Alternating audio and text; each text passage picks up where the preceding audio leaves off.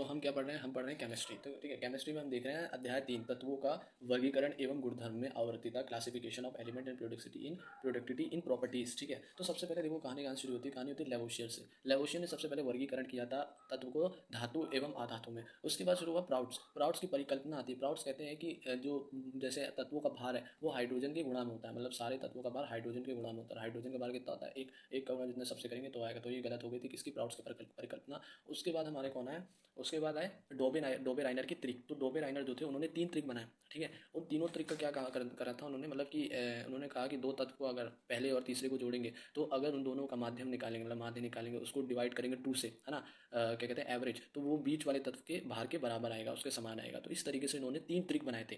तो बस वो 3 ही ट्रिक बना पाए डोबे राइनर। उसके बाद कौन आए थे, न्यूलैंड का अष्टक नियम आया था, जो कि पूरा का पूरा किसके ऊपर था, म्यूजिकल इंस्ट्रूमेंट के ऊपर, म्यूजिकल टर्म के ऊपर, सारे गामा पाधा नी सा। इन्होंने कहा कि जो 8वां तत्व होगा वो पहले वाले के गुणधर्म के या उसके द्रव्यमान के बढ़ते हुए क्रम में अगर व्यवस्थित किया जाए तत्वों को, तो जो 8वां तत्व है वह पहले के गुणधर्म के समान होता है। ठीक है, और इस तरीके से उन्होंने कुछ तत्वों का कर पाया था, सभी का नहीं कर पाया था। उसके बाद आया main Lothar mayor. Lothar mayor का क्या था, लॉथर मेयर ने एक कर्व दिया, एक ग्राफ बनाया, उसमें उन्होंने शब्द दिया आवृत्ति।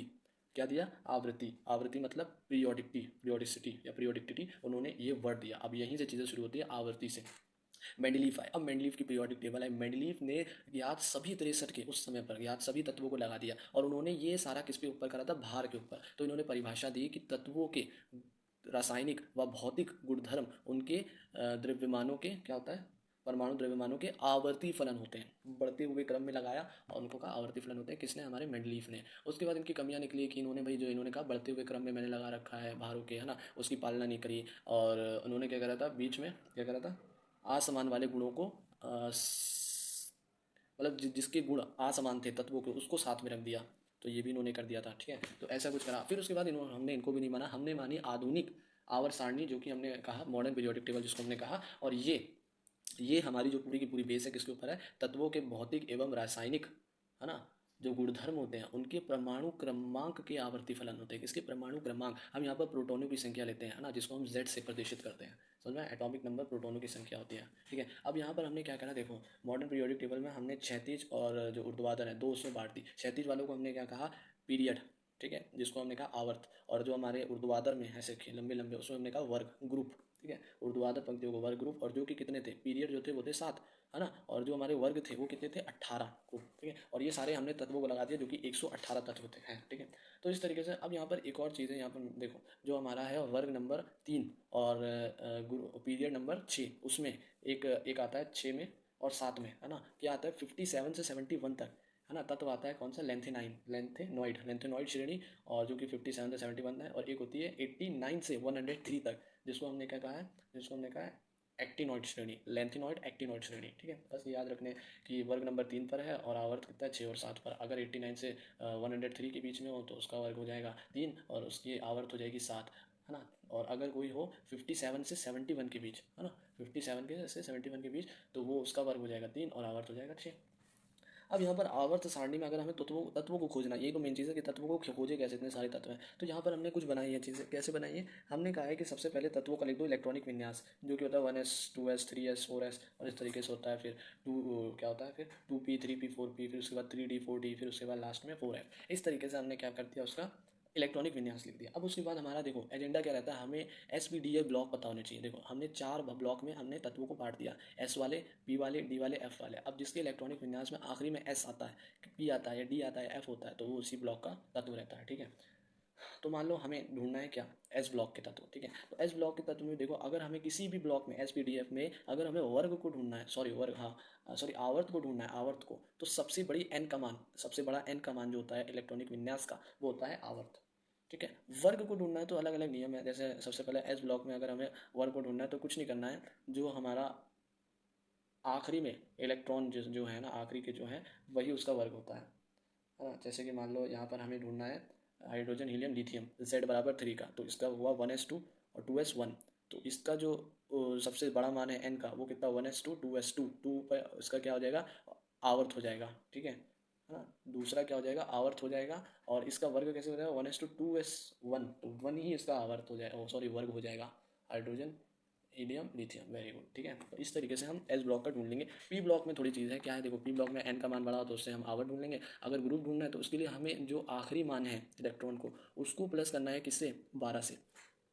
तो 12 कर देंगे बात कोश के प्रोटॉन से, या इलेक्ट्रॉन बोल सकते हैं, उसको 12 से प्लस करके हमारा आ जाएगा क्या, वर्क, किसका, पी ब्लॉक। अगर डी ब्लॉक है, ठीक है, ये पी एच डी पता है ना, लास्ट में अगर पी है, वी आ रहा है, एफ आ रहा है, तो इससे ब्लॉक का पता लग जाएगा। अब मान लो डी ब्लॉक है, तो डी ब्लॉक में पूरा पूरा वो है, इस तरीके से देखो, n to multiply by n minus one और डी के इलेक्ट्रॉन, ठीक है, एस पी डी का इलेक्ट्रॉन, वही मान लो आखिरी जो इलेक्ट्रॉन है, प्रोटॉन है, ठीक है, उसका हमें पहले तो एन से माइनस वन करना है, जो एन का मान लो अधिकतम मान है उसको एक से माइनस करके, और फिर जो इलेक्ट्रॉन है ना, उसको क्या करना है, उसको प्लस दो कर देना है। इस तरीके से हम कर सकते हैं, है ना, जितना भी डी का मान आएगा उसी के इलेक्ट्रॉन, ठीक है। मान लो 3D आया तो उसी के इलेक्ट्रॉन लेकर, तो 2 से मल्टीप्लाई, और सॉरी प्लस ही हो रहा है, मल्टीप्लाई नहीं, 2 plus n minus one d के इलेक्ट्रॉन, ठीक है। और एफ को मैंने बता दिया है 57 से, अगर 57 से कहाँ तक है, 71, है ना, तो वो लेंथेनॉइड श्रेणी है। और अगर कोई आए 89 से 103 तक, तो वो कौन सी श्रेणी है, एक्टिनॉइड श्रेणी है। हाँ, तो यहाँ पर अब छोटी छोटी बातें देखो, जैसे ग्रुप है, ग्रुप जो होता है ना, जैसे ये ग्रुप है, तो ये जो होते हैं इनके साम में इलेक्ट्रॉन विन्यास होते हैं, मतलब सारे के सारे आखिरी में जो होंगे ना, वो इलेक्ट्रॉनिक विन्यास सब में समानता देखी गई है। जैसे पहले में 1s1, फिर 2s1, 3s1, इसी तरीके से दूसरे में 2s2, 3s2, है ना, इस तरीके से हमने देखी गई 4s2, 5s2। अब ऐसी एस पी डी एफ सारे ब्लॉकों में इलेक्ट्रॉनिक विन्यास जो है वो साम में आता है ना, समान्यता आता है, ठीक है। अब परमाणु त्रिज्या क्या होता है, देखो, नाभिक से बाह्यतम कोश की दूरी, नाभिक से बाह्यतम कोश की दूरी, ये इसको कहते हैं क्या, परमाणु की त्रिज्या, है ना। अब मान लो इसकी जो त्रिज्या, जैसे मान लो नाभिक जो इलेक्ट्रॉन को बल लगा रहा है, ठीक है, उस आकर्षण बल को क्या कहते हैं, जेफ, ठीक है। अब इस जेफ के आगे, अब यही देखो, जो परमाणु त्रिज्या ना, यही बताती है परमाणु का आकार कितना बड़ा है, ठीक है, आकार मतलब त्रिज्या। तो ये नाभिक का बाह्यतम कोश के इलेक्ट्रॉन पर प्रभाव को क्या कहते हैं, जेड इफेक्टिव मतलब जेफ। अगर जितना बड़ा आकार होगा उतना जेफ कम होगा, आकर्षण कम होगा नाभिक का और इलेक्ट्रॉन का। अगर जितना जेफ ज़्यादा होगा उतना ही आकार कम होगा। तो ये क्या है, व्युत्क्रमानुपाती है, ठीक है, जेफ और आकार। तो यहाँ से हमें पता चल गया। अब देखो यहाँ पर एक और चीज़ आता है, जेफ कम क्यों होता है, क्योंकि इलेक्ट्रॉन के आगे होते हैं बहुत सारे कोश, ठीक है, और वहाँ होते हैं क्या, इलेक्ट्रॉन। तो वो जो इलेक्ट्रॉन होते हैं वो एक शील्डिंग इफेक्ट बनाते हैं, क्या करते हैं, परिरक्षण प्रभाव बना देते हैं इसका, इलेक्ट्रॉन के बाह्यतम वाले कोश के इलेक्ट्रॉन का, ठीक है। तो उसके आगे ऐसे ऐसे करके शील्ड बना लेते हैं, तो इसका नाभिक का प्रभाव इलेक्ट्रॉन से कम हो जाता है, तो इसी को कहते हैं शील्डिंग इफेक्ट। और मैंने बता दिया कि आकार जो होता है वो जेफ के क्या होता है, व्युत्क्रमानुपाती होता है, ठीक है। हाँ, तो वर्ग में, अच्छा वर्ग में अगर मान लो ये वर्ग है, सॉरी ये वर्ग है, पीरियड है ना, वर्गों में अगर जेफ देखें तो जेफ क्या होता है, जेफ ऊपर से अच्छा अच्छा अच्छा, वर्ग मतलब हो गया ग्रुप। तो ग्रुप में अगर ऊपर से नीचे की ओर जाते हैं तो उसमें आकार बढ़ता है, कोशों की संख्या बढ़ जाती है, ठीक है। तो इसका मतलब जैफ बहुत कम होगा, कम होता जाएगा। लेकिन अगर आवर्त की बात करें तो आवर्त में जैफ बढ़ता है, क्योंकि एक ही कोश में बहुत सारे इलेक्ट्रॉन आने लगते हैं, तो इस वजह से जैफ बढ़ जाता है, ठीक है। आयनन विभव क्या होता है, आयनोनाइजेशन पोटेंशियल क्या होता है, देखो, किसी विलगित गैसीय परमाणु के बाह्यतम कोश से इलेक्ट्रॉन निकालने के लिए आवश्यक ऊर्जा को आयनन विभव कहते हैं। आयनन विभव मतलब कि इलेक्ट्रॉन को निकालने के लिए, बाह्यतम इलेक्ट्रॉन को निकालने के लिए जो हमने ऊर्जा उसको दी है, निकालने के लिए जो ऊर्जा है उसी को आयनन विभव कहते हैं, ठीक है। बाह्यतम कोश के इलेक्ट्रॉन को निकालने के लिए जो ऊर्जा दी है उसी को आयनन विभव, आयोनाइजेशन पोटेंशियल कहते हैं। और ये जैफ के समानुपाती होती है, जितना अधिक जैफ होगा उतनी ही अधिक ऊर्जा देनी पड़ेगी, जितना कम जैफ होगा उतनी कम ऊर्जा देनी पड़ेगी, तो ये समानुपाती होता है, ठीक है। अब एटॉमिक साइज मैंने बता दिया कि भाई त्रिज्या जो होती है उसी से बताते हैं, और इसकी गणना करना भाई बहुत मुश्किल है। इनडायरेक्ट मेथड्स है हमारे पास, कोई डायरेक्ट विधि नहीं है, कोई हमारे पास उपकरण नहीं है जिससे हम परमाणु की त्रिज्या को नाप लें। तो इसकी त्रिज्या नापने के लिए हमें तीन चार चीज़ें दे, मतलब तीन हमें वो हैं बस, तीन रेडियस है हमें परमाणु के। एक होता है कोवेलेंट सह संयोजी त्रिज्या, ठीक है, एक होती है वॉन्डरवॉल त्रिज्या, एक होती है हमारी धात्विक त्रिज्या। उसके बाद हमने देख लेते हैं एटॉमिक साइज। तो तीन प्रकार के साइज होते हैं परमाणु त्रिज्या के आधार पर। पहला होता है सहसंयोजी, जिसमें कि पूरे के पूरे अंदर की ओर सहसंयोजी बंध बनाते हैं, जैसे हाइड्रोजन, ये हाइड्रोजन इस हाइड्रोजन के साथ सहसंयोजी बंध बनाते हैं, और इन दोनों के बीच की जो दूरी होगी, है ना, उसको हम डी बाई स्क्वायर से, मतलब डी बाई टू से क्या कर देंगे, गुणा करके त्रिज्या आ जाएगी इसकी, मतलब डायमीटर पूरा हो गया ना, उसकी त्रिज्या निकालने के लिए सब में हाफ का टू का डिवाइड करना पड़ेगा। इसी तरीके से हम देखेंगे वॉन्डर वॉल त्रिज्या। अब वॉन्डर वॉल क्या होता है, देखो वॉन्डर वॉल में क्या होता है, दो अक्रिय गैस, नोबल गैसेज जब आपस में मतलब कुछ दूरी पर आ जाती है, मतलब इतनी दूरी पर आ गई, अब इन दोनों के बीच की दूरी, है ना, क्या कर देंगे हम, दो से क्या कहते हैं डिवाइड, तो हमें निकल आएगी त्रिज्या। इसी तरीके से एक होती है मेटेलिक, जैसे लोहा, लोहे में क्या होता है, चिपके चिपके रहते हैं आपस में, ऐसे ऐसे तत्व एक दूसरे से लगे रहते हैं, तो उन दोनों के न्यूक्लियस से, है ना, बीच की दूरी को हम निकालेंगे और उसका दोनों का डिवाइड कर देंगे टू से, तो निकल आएगा। तो तीन तरह की त्रिज्या होती है, एक होती है हमारी क्या नाम था इसका, सह संयोजी बंध वाली त्रिज्या, और एक हो गई वॉन्डरवॉल त्रिज्या, और एक हो गई हमारी मेटेलिक त्रिज्या, ठीक है। तो ये तीन त्रिज्या है, कोवेलेंट जैसे हम कहते हैं सह संयोजी को। उसके बाद अपवाद है कि देखो मान लो हम इस तरीके से जा रहे हैं, परमाणु को देख रहे हैं, ठीक है, तो इस तरीके से हम देखेंगे तो परमाणु त्रिज्या बढ़नी चाहिए, है ना, परमाणु त्रिज्या बढ़ती है होनी चाहिए, लेकिन जो अक्रिय गैसेज होती है ना उनकी सबसे ज़्यादा रहती है। अक्रिय गैस जहाँ पर आए तो उन सबसे ज़्यादा हो जाएगी अक्रिय गैसों की, ये अपवाद है, ठीक है। उसके बाद एक क्वेश्चन है कि मान लो यहाँ पर हमें दो ऊर्जा का वो दे रखा है, मान लो हमें कहा है कि एक तत्व में से जो कि कैसा है, उदासीन तत्व है, उसमें से हमने एक इलेक्ट्रॉन को निकाल दिया तो उस पर पॉजिटिव चार्ज आ जाएगा। तो इसमें जो निकालेगी इलेक्ट्रॉन है उसकी आईपी मतलब जो मैंने बताया था आयोनाइजेशन पोटेंशियल, है ना, आयनन विभव ऊर्जा अधिक लगेगी या उसमें अधिक लगेगी जिसमें कि वह धनायन M+1 है। अगर उसमें से जब एक और इलेक्ट्रॉन निकाला जाए तो M+2 हो जाएगा, तो इसमें जो IP2 है वो अधिक होगी IP1 से, IP1 अधिक होगी IP2 से। तो जो उदासीन है उसमें तो आराम से निकल आएगी ऊर्जा लगाकर IP, ठीक है, लेकिन जो धनायन है जिसके ऊपर एक और पहले से, अगर उसमें से एक और प्रोटॉन को निकालें, इलेक्ट्रॉन को निकालेंगे तो जो हमारे नाभिक है वो इलेक्ट्रॉन को नहीं आने देगा, उसको जोड़े रखेगा, तो ज़बरदस्ती हमें निकालना पड़ेगा ज़्यादा ऊर्जा देकर, तो IP2 अधिक होगी IP1 से। आगे देखो क्या है, इलेक्ट्रॉन इंथैल्पी क्या होता है, देखो इलेक्ट्रॉन एफिनिटी भी बोलते हैं। इसमें क्या होता है इलेक्ट्रॉन एफिनिटी में, किसी विलगित गैसीय परमाणु में बाह्यतम कोश में इलेक्ट्रॉन के जोड़ने से जो ऊर्जा बाहर निकलेगी उसे इलेक्ट्रॉन लब्धि ऊर्जा, या इलेक्ट्रॉन को जोड़ते समय जिस भी ऊर्जा का आदान प्रदान हो उसे इलेक्ट्रॉन गेन एंथैल्पी कहते हैं। इलेक्ट्रॉन एफिनिटी मतलब ये है कि अगर हम बाह्यतम कोश में एक इलेक्ट्रॉन जोड़ रहे हैं, अब जिस ऊर्जा को निकलेगी, है ना, ऊर्जा निकलती है, तो ऊर्जा जो निकलेगी उसी को हम कहते हैं इलेक्ट्रॉन एफिनिटी जोड़ते समय, ठीक है। और उसके बाद इलेक्ट्रोनेगेटिविटी क्या होती है, विद्युत ऋणात्मकता।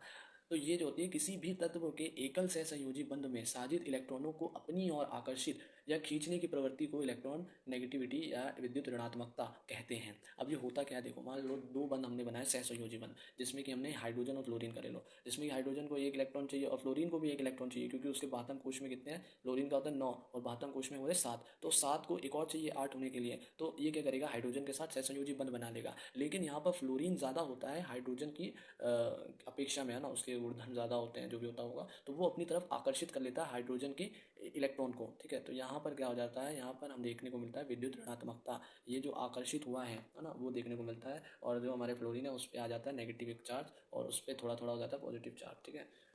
हाँ, तो सबसे अधिक विद्युत ऋणात्मकता वाले तत्व होते हैं phone, fluorine, oxygen, nitrogen, phone, सल, क्लोरीन और ब्रीसी, Br ब्रोमीन शायद होता है, ब्रोमियन, है ना, जो भी है, और लास्ट में है आयोडीन, फोनसल ब्रीसी, ब्री मतलब Br ब्रोमीन और फिर आयोडीन, Cv कुछ नहीं है, ठीक है, फोनसल ब्रीसी, जिसमें कि नाइट्रोजन और क्लोरीन बराबर होता है फोन, फिर सल ब्रीसी, सल में बराबर होता है N के, है ना। अब यहाँ पर ट्रेंड क्या है, देखो ट्रेंड है जेफ व्युत्क्रमानुपाती होता है आकार के, और जेफ समानुपाती होता है किसके, इलेक्ट्रॉन आयनाइजेशन पोटेंशियल के, है ना, आयनन विभव के। और जेफ समानुपाती किसके होता है, विद्युत ऋणात्मकता के भी रहता है, जितनी अधिक विद्युत ऋणात्मकता En उतना ही ज़्यादा जेफ। हाँ, और ये जेफ समानुपाती होता है इलेक्ट्रॉन एफिनिटी के भी, कि जितना बाह्यतम कोश में इलेक्ट्रॉन जुड़ेगा जो ऊर्जा निकलेगी वो भी जेफ पे निर्भर करेगी, जितना जेफ उतनी ऊर्जा निकलेगी, जितना कम जेफ उतनी ऊर्जा कम निकलेगी। तो जेफ जो रहता है वो व्युत्क्रमानुपाती होता है आकार के, समानुपाती होता है इलेक्ट्रॉन नेगेटिविटी के, आयनाइजेशन पोटेंशियल के और इलेक्ट्रॉन एफिनिटी के। तो ये था हमारा पूरा रिविजन।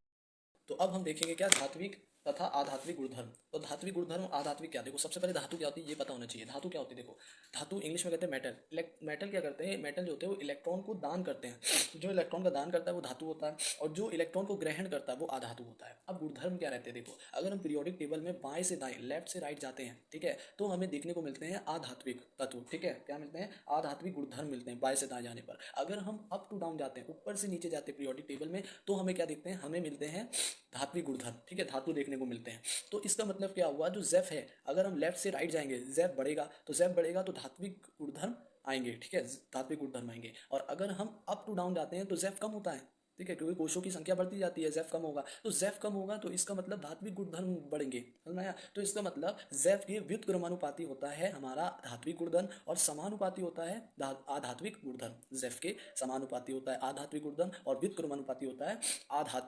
व्युत्क्रमानुपाती होता है धात्विक गुणधर्म, ठीक है। चलो अब हम देखेंगे क्या, अपवाद, एक्सेप्शन। केमिस्ट्री है तो एक्सेप्शन है। तो सबसे पहला एक्सेप्शन है आयनन विभव में आईपी में, ठीक है। तो आयनन विभव क्या होता है, आयोनाइजेशन पोटेंशियल, जिसमें कि क्या होता है, इलेक्ट्रॉन बाह्यतम इलेक्ट्रॉन को निकालने के लिए ऊर्जा जो देते हैं हम उसे कहते हैं आयनन विभव।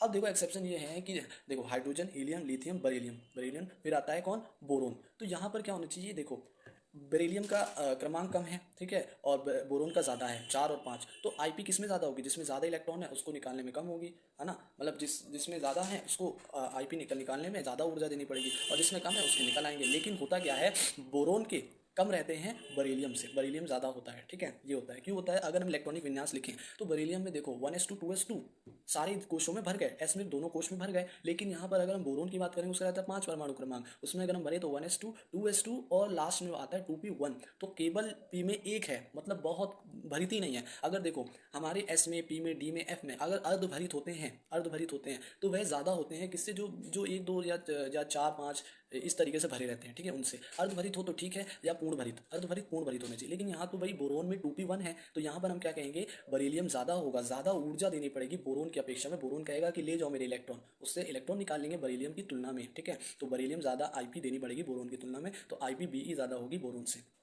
दूसरा एक्सेप्शन, यहाँ पर होना क्या चाहिए, hydrogen, helium, lithium, beryllium, boron, carbon, nitrogen, तो नाइट्रोजन के बाद आता है ऑक्सीजन। होना क्या चाहिए, आईपी ज़्यादा देनी होगी ऑक्सीजन के इलेक्ट्रॉन को निकालने के लिए नाइट्रोजन की अपेक्षा में, लेकिन होता क्या है, होता ये है कि नाइट्रोजन को निकालने में ज़्यादा ऊर्जा देनी पड़ती है ऑक्सीजन की तुलना में। क्यों, देखो फिर से मैं कहूँगा इलेक्ट्रॉनिक विन्यास लिखो, अगर हम नाइट्रोजन का लिखे तो 1s2 2s2 और 2p कितने भर जाएगा, 3 है ना, 2p3, हाँ 3, तो इसमें क्या हुआ, अर्धभरित हो गया। अब ऑक्सीजन का लिखो 1s2 2s2 और 2p4, अब यहाँ पर अर्धभरित नहीं है, ये 4 हो गया, लेकिन वहाँ पर पी में अर्धभरित 3 है, तो यहाँ पर नाइट्रोजन को ज़्यादा ऊर्जा देनी पड़ेगी ऑक्सीजन की तुलना में, तो IPN ज़्यादा होगा IPO से, ठीक है। अब हम देखेंगे एक्सेप्शन नंबर 3।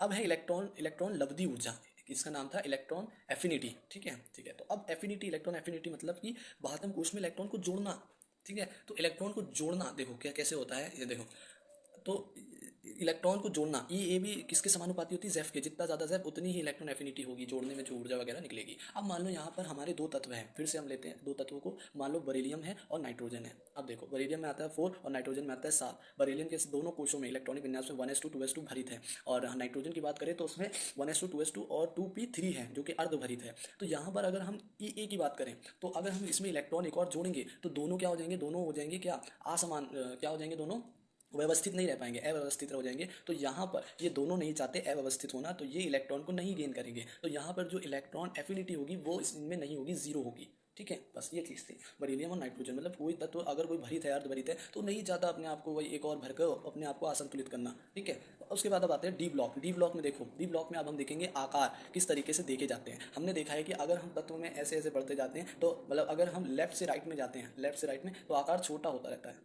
ठीक है। लेकिन अब डी ब्लॉक में एक्सेप्शन, अपवाद ये है, देखो क्या होगा यहाँ पर हमें देखने को मिलेगा, जब हम डी ब्लॉक की शुरुआत में होते हैं तो जेफ बराबर होता है, जेफ ज़्यादा होता है सिग्मा से, सिग्मा मतलब जो उनके बाहर का वो होगा डी ब्लॉक है ना, उससे। अब यहाँ पर क्या होगा, परिरक्षण प्रभाव कमजोर होता है शुरुआत में, वह बीच में परिरक्षण प्रभाव जेफ के बराबर हो जाता है, मतलब जेफ बराबर होगा सिग्मा के। अब क्या हुआ, बाद में परिरक्षण प्रभाव ज्यादा होने के कारण डी में कई इलेक्ट्रॉन भर जाते हैं, वह प्रतिकर्षण कर को बढ़ा देते हैं। अब जेफ कम हो जाएगा सिग्मा से, सिग्मा ज्यादा हो जाएगा, और अब जो इलेक्ट्रॉन भर गए हैं वो प्रतिकर्षण कर बढ़ा देते हैं। इसका मतलब क्या हुआ, इसका मतलब हुआ कि जो डी ब्लॉक है हमारा, है ना, उसमें जो आकार हमें देखने को मिलते हैं पहले तो वो छोटे होते हैं, फिर बाद में एक समान होते हैं क्योंकि जेफ बराबर हो गया सिग्मा के, लेकिन फिर क्या होता है, प्रतिकर्षण से आकार फिर से बढ़ने लगता है क्योंकि इलेक्ट्रॉन बहुत ज़्यादा उसमें भरते जाते हैं, ठीक है। तो यहाँ पर हमने ये देखा डी ब्लॉक में पहले छोटा, फिर बराबर, फिर बड़े बड़े होते जाएंगे, इस तरीके से अपवाद हैं, ठीक है। और यहाँ पर मैं एक और चीज़ बताता हूँ, SPDF की क्या आकृति, एस में जो उसकी आकृति होती है वो होती है गोल, पी में जो होती है वो होती है डंबल आकार, ठीक है, और डी में होती है डबल डंबल, ठीक है, और एफ में जो होती है वो होती है जटिल आकृति, ठीक है। और यहाँ पर सबसे ज़्यादा जो होती है जिसमें परिरक्षण प्रभाव होता है, परिरक्षण प्रभाव, शील्डिंग इफेक्ट होता है, बातम कोश के इलेक्ट्रॉन को बचाता है, मतलब नाभिक के प्रभाव से शील्डिंग इफेक्ट होता है, तो वो सबसे ज़्यादा होता है एस में, गोल है। पी में डंबल आकार है, इधर से ऐसे निकल जाएंगे, और डी में डबल डंबल है उसमें भी निकल जाएंगे, तो सबसे ज़्यादा एस, फिर पी, फिर डी और फिर एफ, ठीक है।